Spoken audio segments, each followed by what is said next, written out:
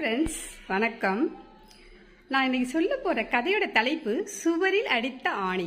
தலைப்பு என்னவா இருக்கும் அப்படின்னு யோசிக்கிறீங்கள? நான் என்ன கதை சொல்ல போகிறேன்னு நீங்கள் யோசிக்கிறது எனக்கு தெரியுது. கதையை நான் சொல்கிறேன். ஒரு அம்மா அப்பாவுக்கு ஒரு பையன் இருப்பான். அந்த பையன் ரொம்ப கோவப்படுவான். எதுக்கு எடுத்தாலும் கோவப்பட்டுட்டே இருப்பான். தெருவில் யாராவது அவனோட விளையாட வந்தாலும் அவங்கள சொற்களால் ஏதாவது பேசிடுவான், சண்டை போட்டுருவான், கோவப்பட்டுட்டே இருப்பான். அதனால் அவங்க தெருவில் உள்ளவங்க எல்லாரும் இவன்கிட்ட பேச பயப்படுவாங்க, இவனை விளையாட சேர்த்துக்க மாட்டாங்க. அதனால் அவங்க அம்மாட்ட போய் அவன் அழுவான், என்னை விளையாட யாருமே சேர்த்துக்கல அப்படின்னு சொல்லிட்டு. அவங்க அம்மா சொல்லுவாங்க, நீ ரொம்ப கோவப்படுறப்பா, அதை குறைக்கணும் அப்படின்னு சொல்லிட்டு. நான் எப்படி குறைப்பேன் அப்படின்னு சொல்லிட்டு திரும்ப அழுவான். அதுக்கு அவங்க அம்மா சொல்லுவாங்க, சரி நான் அதுக்கு ஒரு வழி இருக்குது சொல்லித்தரேன் அப்படின்னு சொல்லிட்டு ஒரு பாக்ஸ் ஃபுல்லாக ஆணியையும் ஒரு சுத்தியிலையும் கொடுத்துருவாங்க. உனக்கு எப்பெல்லாம் கோவம் வருதோ தம்பி, இந்த ஒரு ஆணியை எடுத்துகிட்டு போய் நம்ம கொல்லை பக்கத்தில் உள்ள செவுத்தில் அடிச்சிட்டு வா, அங்கே எதிரில் உள்ளவங்கள பேசாத அப்படின்னு சொல்லி கொடுப்பாங்க. அதை மாதிரி இவனும் என்ன பண்ணுவான், ஒரு 1 வீக்கில் ஒரு 50 ஆணி அடிச்சிடுவான். அப்புறமா திரும்ப கொஞ்சம் கொஞ்சமாக அவனுக்கு ஆணி அடிக்கிறது குறைய ஆரம்பிக்கும். ஏன்னா ஐயோ நம்ம கோவப்படுறதுக்குள்ளே நம்ம போய் ஆணி அடிக்கணுமே அப்படின்னு யோசிச்சுட்டு அப்படியே குறைப்பான். இனிமேல் நம்ம ஆணி அடிக்கிறது ஒரு பெரிய வேலையாக நினச்சிட்டு அந்த கோவப்படுறதுக்குள்ளலாம் அதை கண்ட்ரோல் பண்ணிவிட்டு ஆணியும் அடிக்காமல் அப்படியே கொஞ்சமாக குறைஞ்சி ஃபுல்லாக ஆணி அடிக்கிறதே நிறுத்துகிற அந்த ஸ்டேஜுக்கு வந்துடுவான்.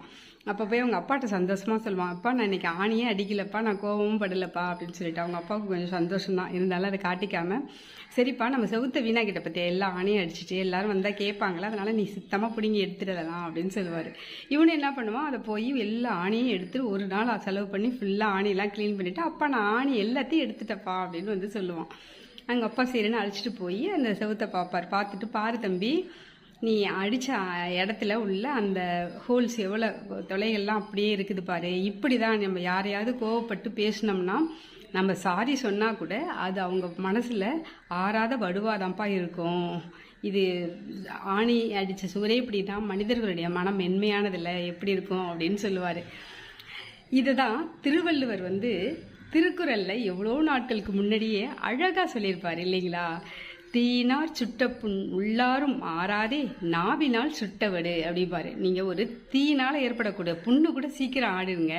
நீங்கள் சொல்கிற வார்த்தைகளால் உள்ள அந்த புண்ணு ஆறவே ஆறாது காலத்துக்கு அப்படிங்கிறது தான் அழகாக அந்த திருக்குறளில் திருவள்ளுவர் சொல்லியிருப்பார் இல்லைங்களா?